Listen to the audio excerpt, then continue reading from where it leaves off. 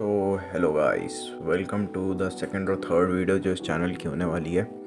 तो आज हम लोग बात करने वाले हैं गायनोकेमिस्टिया या बिच या मर्दाना टट्टे एंड्रयू टट्टे। या मर्दाना बबले। अभी इस जनरेशन में ही क्यों दिख रही है?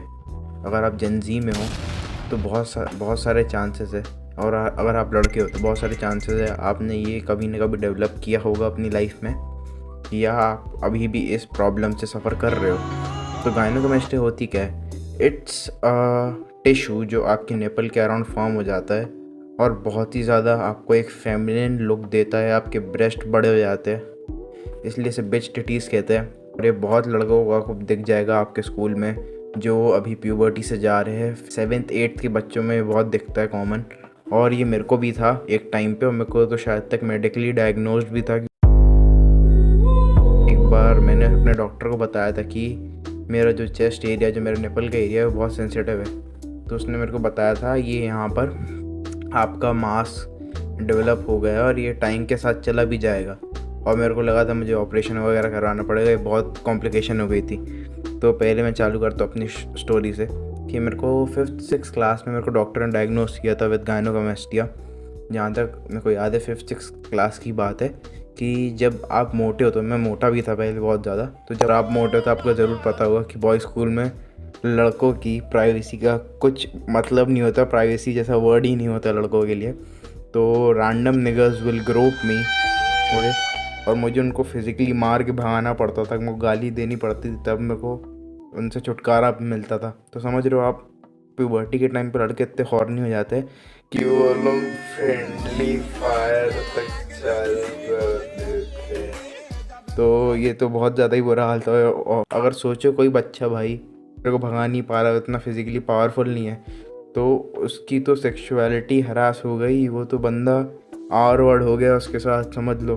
और ये बहुत कॉमन था जितना मैं बोल रहा हूँ। अगर आप पतले हो बहुत टाइम से, अगर आपको पता नहीं है, तो ये मोटे बच्चों के साथ बहुत कॉमन होता है, और ऑलमोस्ट हर मोटे बच्चे ये फेस करते हैं। ये भी नहीं स्कूल के बच्चे उनको ऐसा हरास कर रहे हैं, मोस्टली हर लड़का जो उनसे हल्का सा बड़ा है या उनकी एज का है वो उनको हरास कर देता है। ऐसा जब मेरे साथ खूब होता था ये। और एक दिन ब्रेक के टाइम मेरे दोस्त हम लोग की लड़ाई हो रही थी। I was a pretty strong kid. तो हम लोग की लड़ाई में उसने मेरे को भी पंच मार दिया। ही वॉज अ बॉक्सर उस टाइम पे। वो उस टाइम पे बॉक्सिंग वगैरह खेलता था, हम लोग के स्टेट के लिए मेडल वगैरह लाया था। तो उसने मेरे को इतना तेज़ मुक्का मारा था कि मेरा जो निप्पल था वो पूरा लाल हो गया था। सेमी प्रोफेशनल बॉक्सर बंदे ने मेरे को भाई मुक्का मारा अपनी दम से पूरा छाती पे। तो मैं रो दिया था, मेरे को इतना याद है। और ये मैंने उस टाइम टीचर भी बताया था कि मेरी ऐसी ऐसी कंडीशन है। तो उनने फिर मेरे को बोला हाँ यार ये तो सही बात है, नहीं करना था। फिर ऐसे करके मेरे को पता चला यार ये तो बहुत फक्ड अप चीज़ है कि तुम लड़ाई भी नहीं कर पा रहे हो इसके कारण। तो मैं आपको बता देता हूँ, अगर आपको भी ये कंडीशन है तो इसके क्या ऑब्वियस साइंस है और आपको क्या करना चाहिए अगर ये आपको है। तो सबसे पहले जो ऑब्वियस साइंस है इस कंडीशन होने के, is to have bigger breast. Bigger breast का मतलब है कि आपका जो निपल वाला एरिया है वो बहुत पफ़ी दिखेगा अलग से। मैं आपको इमेज अटैच कर देता हूँ। वो बहुत ज़्यादा पफ़ी दिखेगा, आपके जो निपल्स है वो बहुत ज़्यादा सेंसिटिव फील करेंगे, और अपने हाथ से ब्रश भी कर दोगे तो आपको बहुत सेंसिटिव फील होगा। एक स्टिंग टाइप का फील होगा, चुभन टाइप की फील होगी आपको उस एरिया में। निपल के अंडर का एरिया वो बहुत हार्ड टिश्यू से भरा होगा, आपको फील होगा upon touch. Hard tissue mind you, मैं उसको नहीं बोल रहा हूँ आपकी हड्डी को, वो अलग सा एक, आप कह सकते हो मीट का piece detach from your pectoral muscle, वो अलग सा फील होगा आपको। तो ये ऐसे कुछ साइंस है, आप इसको चेक कर सकते हो घर पे। मैं आपको चेकिंग मेथड भी इसमें लिंक कर देता हूँ। मोटे लोगों को बहुत हार्ड हो जाता है पता करना कि उनको गाइनो है कि सिर्फ वो फैट है, क्योंकि मोस्टली लोगों को फैट भी होता है, वो भी तो उनको पता नहीं चलता गाइनो और फैट का अंतर, और वो बोलते हैं कि मुझे गायनोकोमेस्टिया, जबकि वो होता बस प्योर फैट रहता है। तो मोटे लोगों को मैं कहूँगा एक मेंटेनेंस में आ जाए, कैलोरी मेंटेनेंस में, और एक्सरसाइज करना चालू करें नॉर्मली। तो उनका जो फैट है वो वीक बाय वीक कम होगा, और एक पॉइंट में उनका इतना सफिशिएंट कम फैट हो जाएगा कि वो डिड्यूस कर पाएंगे कि उनको गायनोकोमेस्टिया था या फिर उनको चेस्ट फैट था।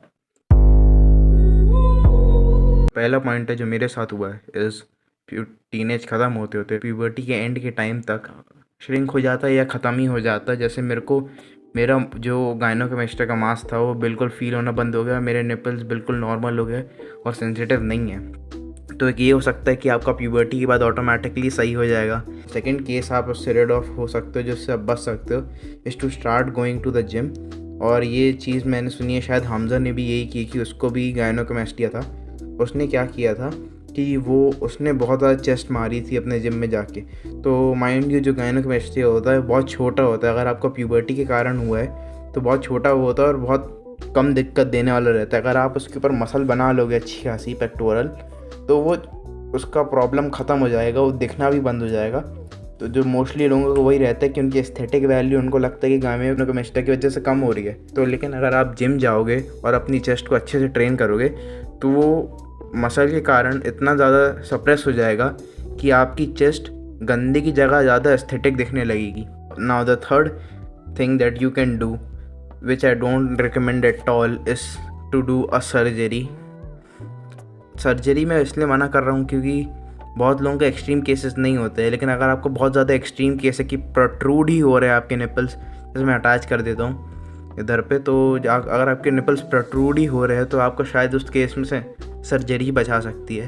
तो ये 3 चीज़ थी जो आप कर सकते हो।